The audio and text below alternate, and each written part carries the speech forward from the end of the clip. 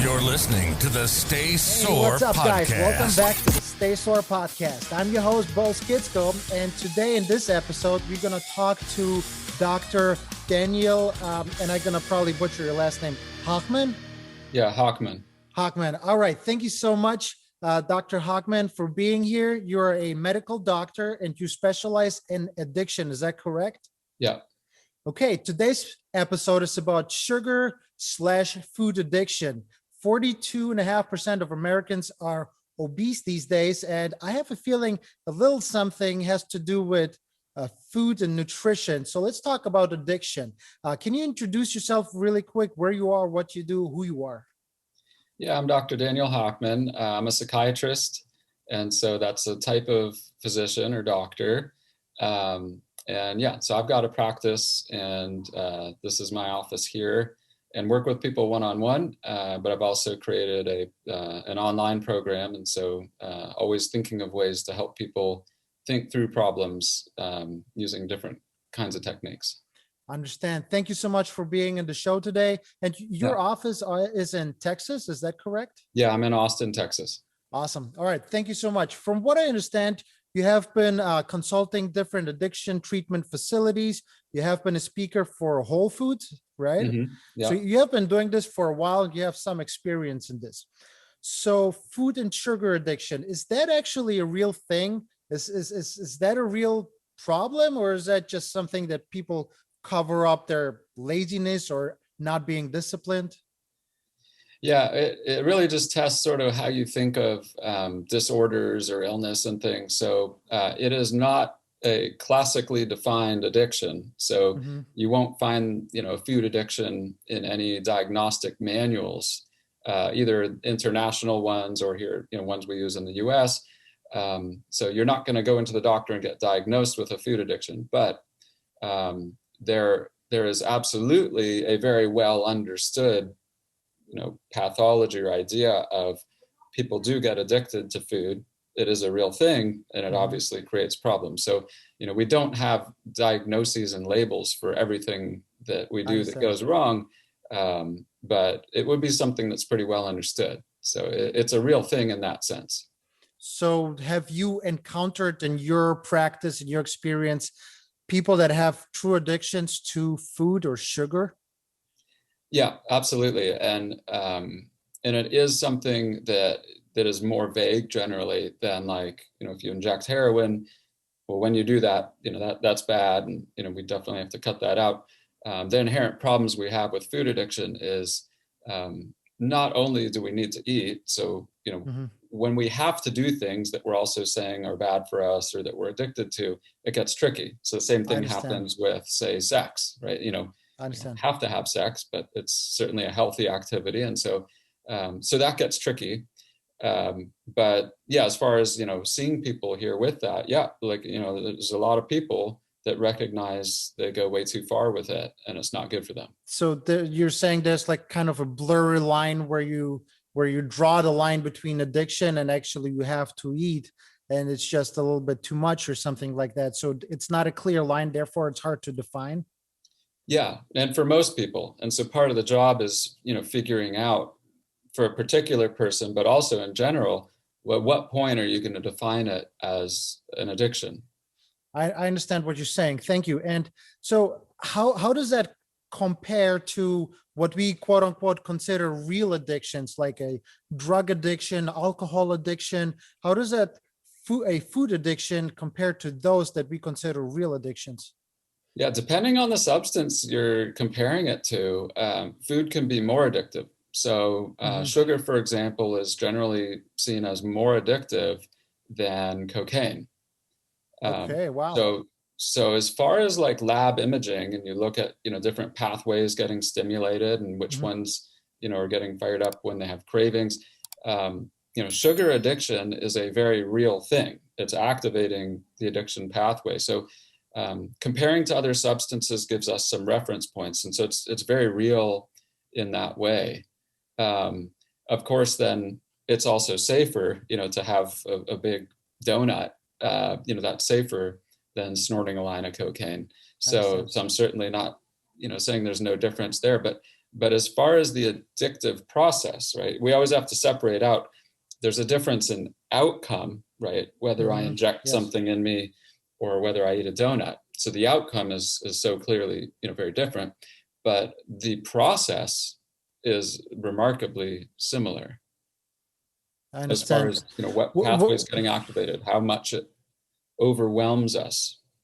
So, as a trainer and a lifelong enthusiast of the healthy lifestyle, I wanted to ask you, is the outcome really that different? And what I mean by that is, from my understanding, it's not so much different. It just takes longer or less time of destruction. Do you understand the question? Yeah, and we could very easily say that, someone who abuses certain kinds of drugs might be at very, very low risk of bad health outcomes. Mm-hmm. And someone who's eating, too much chronically every day is knowingly, going to create a true health hazard. So just to give an example, I mean, if you get more and more overweight, you're going to have cardiovascular disease more than likely, and you will shorten your lifespan, higher chance of cancer and diabetes and everything, right? So you've got bad problems there. Whereas, if you're, abusing a hallucinogen, for example, you might get psychotic, but the odds are you're going to be fine, especially if you're using it, in the safety of good people and stuff, and in a controlled environment. So I'm not, again, advocating for that, but just to make a point, there are things that you could get labeled, you're a drug addict, but it would actually be that, even apples to apples here, it could still be much more harmful to be addicted to food. I understand. All right. So when do you said there's blurred lines when it comes to food addictions. When do you, for certainly, when do you know you have a problem? How do you recognize it? And when do you know there is an addiction? Yeah, so the way I think of it is, I don't care much about what the object of the addiction is, because it could be food, it could be heroin, and it could be sex, could be alcohol, right? So then you have to ask this difficult question. Well, so how are you going to define it then? And like with food, you're going to really count calories and say, that's the addiction, or, we have problems in training, right, of like BMI. Like you don't want to just call someone obese at a certain number, because you see how silly that is if you're, correct. Yes. I run into this all the time. Yes. My BMI is way high, but I just have more muscle mass. So I understand. Right. So you need a more sophisticated evaluation to determine is someone healthy or not than just BMI. Well, same thing in addiction, right? We need to have a more sophisticated understanding than just, am I doing a lot of it? And so rather than just measuring amounts and frequencies, the way I think of it is much more psychological than just through some, outward measure. And the real question to ask yourself is, are you turning to something outside of you to regulate your internal emotional state? So if my internal emotional state is something that I cannot work through or handle or tolerate within myself, right, through some sort of tolerance, self-reliance, ethic, things like that, well, then the more that I turn to something outside of me, whether it's healthy in appearance, right, it could even be exercise, mind you, right? I understand. There's a lot of addicts that turn to the gym in replacement for, something that's been more troubling. So a very, very common pathway, especially for young men. That's a common pathway for a reason, right? It's much healthier, and I wouldn't interfere with someone doing that. But if you're using the gym because you're pissed off at life, or because you're totally lost existentially. How did this podcast turn about me? I'm just kidding. I'm just kidding. Continue. Everything, I talked to someone long enough, and we always discover, none of us are operating all that well, right? I know. We all have our buttons. Oh, we do. So yeah, and so when I say this, it's always a matter of degree, right? Because, do I ever turn to something, of course, including, food, chocolate, because I've pushed myself a little too hard that day, or the world's put a little too much shit on me today. Yeah, I do. And so, but the more we find ourselves turning, to the outside, meaning anything outside of our body, I call that addiction when it becomes more of a preoccupation. So not just once in a while, do I put on a movie, go to the gym, need a walk, need chocolate, whatever it is, Mm-hmm. to try and get by that in that moment. But when it becomes a preoccupation and very habitual, that's when I would call it an addiction. So if life becomes heavy and I turn to that thing again for the 10th, 15th, 20th time, it becomes a little bit of an addiction. And that's Yeah. my way of dealing with problems. Yes. And I'll add, I don't really care whether we call it a dependence, an addiction, or what, right? The whole idea is not whether we label it one way or another, but just we have to recognize when we're becoming reliant on something else outside of us. Okay, so the next natural question, and hopefully that's the topic of the podcast. What do you do if you recognize this pathway? What do you do about it? What are some practical things you can start implementing to start fixing the issue? I don't know. No, I'm just kidding. Well, thank you for being on the podcast. No. So there are a lot of things. I like to break it out for people to start Mm-hmm. to get inspired that there are a lot of different ways to intervene. So I teach that there's these different steps, and I can walk you through it for just a minute here. But I call it a current because we're kind of swept through a range. It's a series of different events that happens that leads us to that final outcome of an addiction. And so it starts with some form of distress or discomfort. And that could be that you're super pissed off at stuff. It could be that you're depressed, empty, really bored, very often just not happy with where you are in life. Mm-hmm. And so that's the distress, right? And it could be that you were diagnosed, but it also often is just not even diagnosed. You just know you're not well, okay? Understood. So not well, carrying things from the past or something going on now, it doesn't matter, right? There's something unwell. That creates a craving. A craving, all it is just the mind saying, I want out of this. And that, again, could be chocolate, could be heroin, but I want out. I don't like this feeling right now. I don't like sitting with this. I'm going to turn to something else. That's a craving. So that's sort of the next step in this current. That's still just an idea, though. The idea itself is not going to hurt you. Mm-hmm. If we tolerate that idea, it's fine. But then it's when we carry through and engage in that it becomes the activity, right? Understood. So it's actually one part of it that I call then the addiction part of the current is when you carry out the craving. And then there's actually a final step to the current, which is a false pleasure. The whole idea you're doing this thing to begin with is this false idea that when I consume or do this thing, it's going to be euphoric. It's going to bring me pleasure. It's going to escape me from that initial bad feeling. And so you can intervene at any one of these, right? You can take care of course, the very source of it with what's going on. That's actually one of the more difficult things. So I usually don't start there. We can learn to tolerate cravings and ride through those. So that's something that's a skill that can be learned.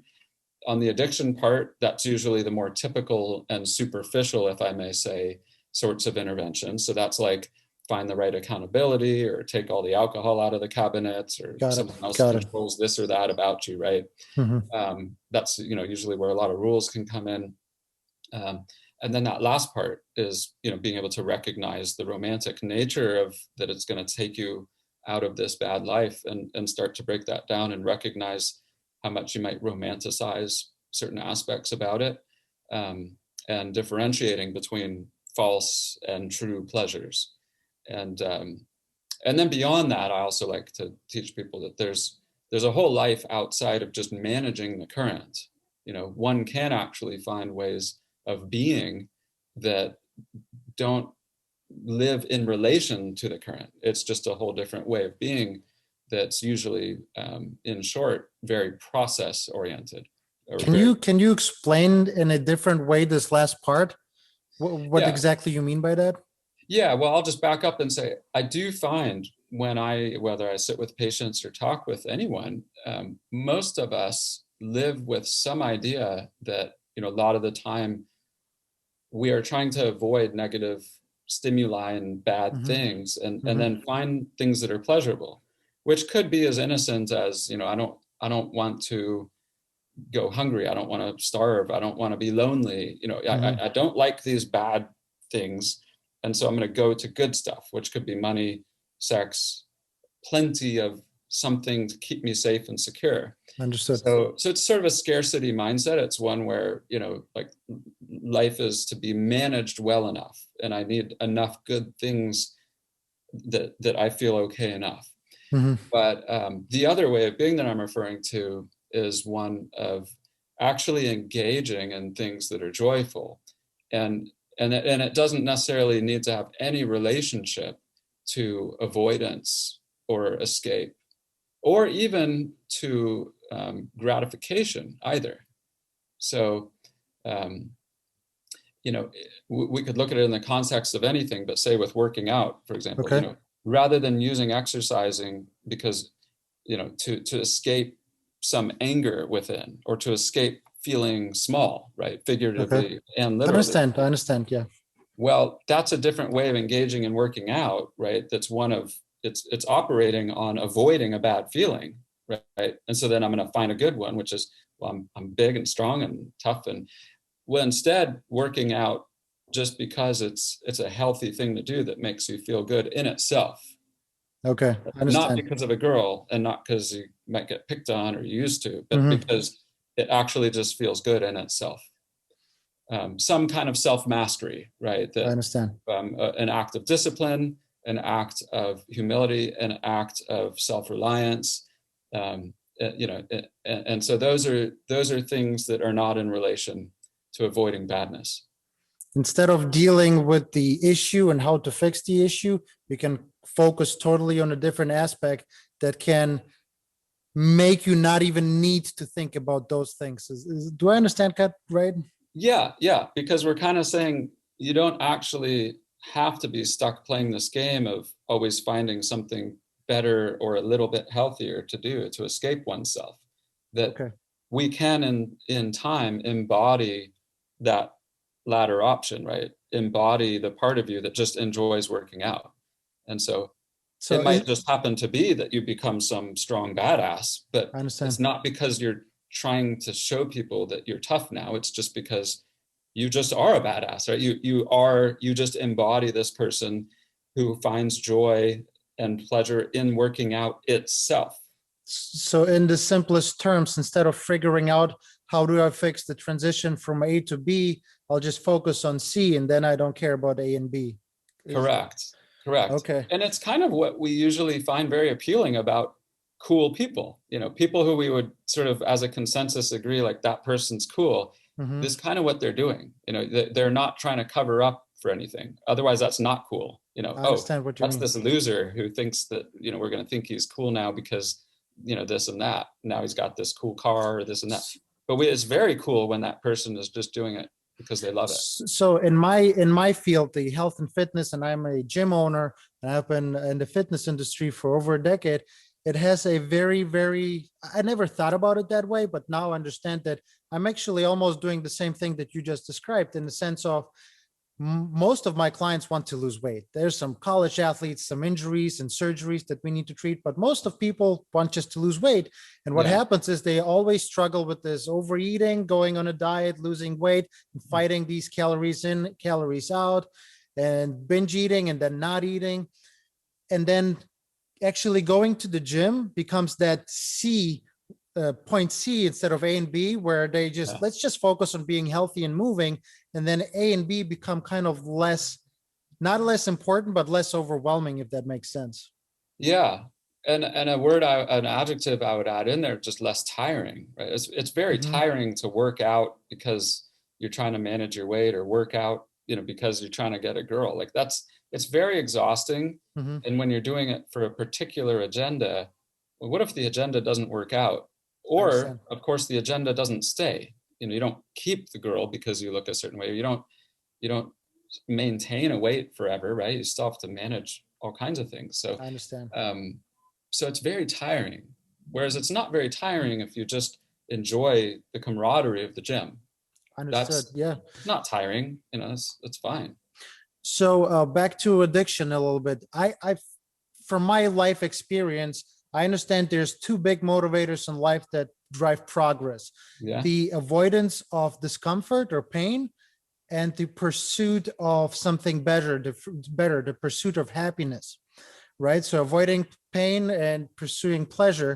And it sounds to me like you're trying to describe that addiction creeps in somewhere in between and holds on to one or the other at the base of it and tries to make you avoid pain or pursue an artificial pleasure. Is that right?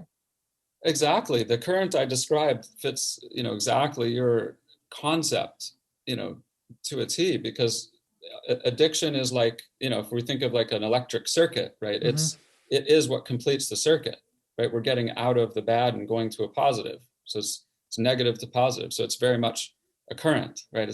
We use the word current for water, but also, current for the transmission of electricity. So absolutely, it would just be the conduit, right, for exactly what you're describing. Now, the only distinction I'd make is that the fork in the road with this is when you're going to a false pleasure, that's addiction. But I'd say we can also be motivated by a distinctly different type of pleasure, right? It is motivating, for example, to, let's say, stick with the example of camaraderie at the gym. Yes. That's not really an agenda. It doesn't have to be out of avoidance for being lonely, right? It might happen to be a good solution to feeling lonely, but if you're enjoying the camaraderie at the gym, or if someone enjoys your presence when they're there and finds that inspiring, it's not necessarily to avoid a bad feeling. And so you could still say, in keeping with your concept, it's a guiding principle, it's a motivating force, but not necessarily to avoid badness. I understand. Okay, I have a curveball for you that I just thought of. Is there such a thing, and maybe that's just wordplay, but is there such a thing as good addiction? Yeah, you're right. I mean, the way you put it, certainly, depending on how we're using the words, you could name good addictions and say, it's good to be addicted to good friends, or, Broccoli. good times together. Yeah. Good to be addicted to the feeling you get at the gym, stuff like that. So if we're using the term that loosely, then sure. But in a stricter definition, where addiction really is avoiding some negative state, I wouldn't say it's a good addiction, but I will add this, that, addiction is always just a matter of degree if we're loose in our understanding of it. So that's why I give the example before. I mean, I don't live such a pure life that I never choose to partake in some escapism. So as long as I'm not becoming habitually reliant on that, I would say that's a good addiction, right? It's a good addiction in that sense, if we're understanding it in that way, that if I have a bad day and then I go on a nice walk and enjoy that breeze and the night sky, you could technically call that an escape and that there's some pleasure I'm trying to reach there, but that's a pretty darn good addiction. So, yeah, I understand what you're saying. Yeah. So it's a matter of degree. Yes. Okay. The degree to which we become reliant. So you talked about the current. Let's say a listener or a viewer, depending where people are listening to the podcast or watching on YouTube, by the way, to subscribe. But if somebody's listening and finding themselves in this current, what, like right now, when the podcast is over, when they turn off, what do they have to do? They listen to it and they see themselves, yes, that's me. What do I do now? Usually the first step to me is just recognizing that might even exist. And if anything resonates and you say, yeah, well, I already know. Yeah, I do that. Don't just jump into action all of a sudden so quickly. I mean, that's where I see people go wrong, is first just fill in that map. First just start to put more discrete thinking, like more actual thoughts and mapping out, okay, yeah, what is it that I don't feel so good about? And if it's like that I feel, depressed or something, well, but what? What is it that's sad? What's not going well? And so, name those things. And then the craving, like, well, start to recognize, well, what are all these ideas about an escape that I have? Because it might be food, but it might be some other things too. So what are these ideas? Well, why do I partake in one of my ideas and not the other? So I guess I do have some tolerance because I don't do these other ones. And then the pleasure too, like, well, how pleasurable is it really? So before you try and sort of just stop or suddenly, find this immediate success, just map it out and just try to discover on a more, intricate level how you're even operating. Don't be afraid to analyze yourself and the issue. So to put it into steps, from what I understand, I'll just word it differently. Try to figure out and name what you're trying to avoid. Yeah. And down the line, so it's just probably whatever you've been doing for many years. Mm-hmm. Like I said, the outcome could be different, right? If the object of your escape changes, it can get really harmful within a day, or it could be more chronically slow burn kind of thing. But in either case, the process has probably already been there for quite some time. So you don't need to save yourself from it, within 24 hours. Better to take some time to just take stock of what you're even doing with yourself. Okay. Understand. Well, this was kind of eye-opening. A lot of different concepts I haven't thought about, but they make a lot of sense. Where can people find more about you, or if they want to know more about your practice? And you're dealing with more than just drug or alcohol addictions. You're dealing with all kinds of addictions, right? So where can people find you? So for my practice, I'm here in Texas. Doctors can only treat people in the state that they're licensed and practicing. So I'm at hochmanhealth.com. But as far as wherever you are, I do have an on-demand online learning program that helps people break everything we've said down and go through, in detail. And it goes on a very deep psychological journey to take people through on the other end. And that's at selfrecovery.org. And you are overseeing the whole process yourself? Yeah, so it's entirely created by me, and the whole curriculum is seamlessly brings together a bunch of different disciplines and psychological approaches. So it's entirely built by me. It was my baby. It took a couple of years to develop. I understand. I read about it a little bit, and it's pretty fascinating how much goes into the whole process. I'm pleased, I don't know if it's worth telling the viewers, you reached out to me, and I'm impressed when, someone's really trying to think about what are all the different ways that, people might want to think about to improve themselves. And it's not, always only about getting stronger. We always get the strongest when we work on our weaknesses. And so that there's a meta level, right? It doesn't just mean working on those, weaker parts of our body, right? That, like you got to do a tough squat, not only a bunch of benching and stuff, but on a meta level, working on the weaker parts of our life as well. Yes, definitely. I was actually super excited about this. And just to the viewers and listeners, I don't know you. We literally just met 2 minutes before we started recording this. I don't know you. So I was pleasantly surprised about how you broke it down and stuff. But to me, it's so important that people understand when you come to the gym, you work on your mind before your body. Your mind has to decide that you're about to do something sweaty, painful, uncomfortable, something that's a little harder than sitting on the couch, So we train our minds, and then you don't know that, but I published a mindset book about this whole concept where you train your mind before the body takes action. And Absolutely. That's why it was so important to talk to you. And I really appreciate it. Guys, if you have more questions to Dr. Daniel Hochman, then I'll leave them in the comments. Maybe we're going to have him on the podcast again one day. Yeah, I'd love that. All right. Thank you so much. Stay sore, guys. Peace out.